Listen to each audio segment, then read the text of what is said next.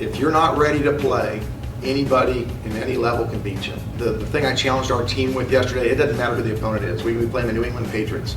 It's about us. It's about holding ourselves to our standard.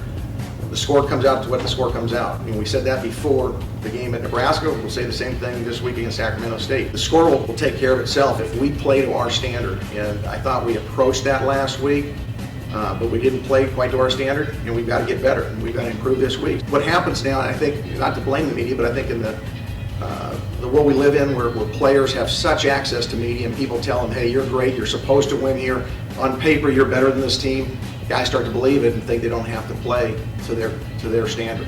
As coaches, you got to continually beat that out of your players and keep drumming the drum beat that, hey, we have got to play our game. No matter who we play, we're playing to our standard. We were out of practice yesterday. We challenged our guys. We had a good practice for an hour yesterday.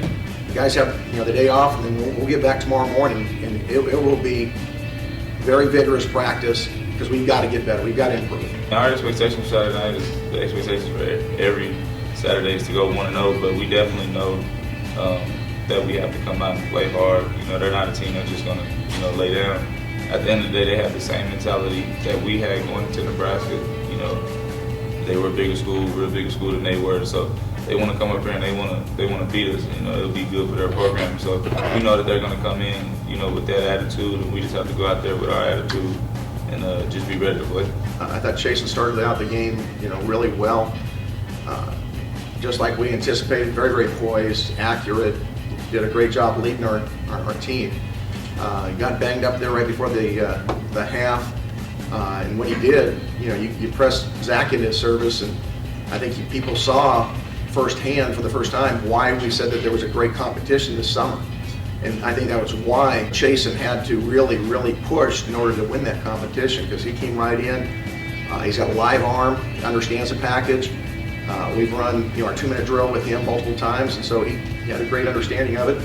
And I was really pleased with the way he played. Now, both quarterbacks could do things, better, differently. If they had some reads back, but I was pleased with both of them for a first game.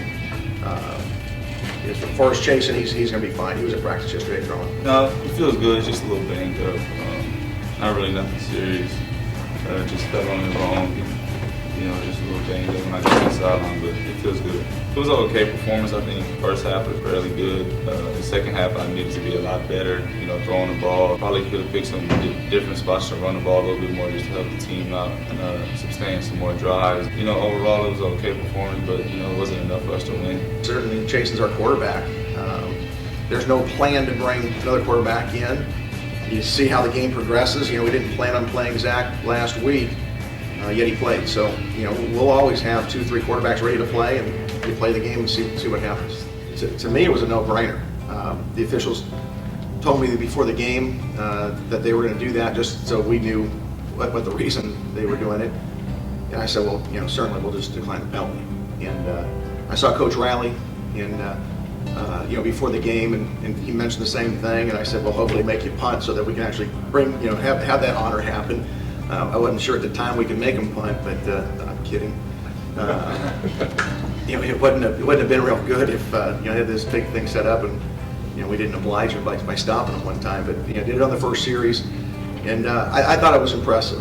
On their part. To me, I harken back to the being in the Air Force, the missing man formation, and to honor the young man, his family. I knew how much he meant to their team.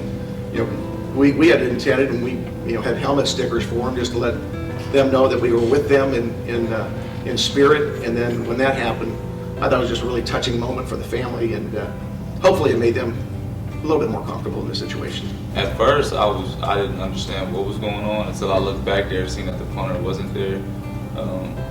I can't really put into words, how that would feel to, have one of my teammates, pass away or not have them at a game. Especially a teammate like theirs, he was such a big part of their team, and so it was just something. I'm happy to be a part of that happened, for us to, decline the penalty and really show respect to them in a great football program.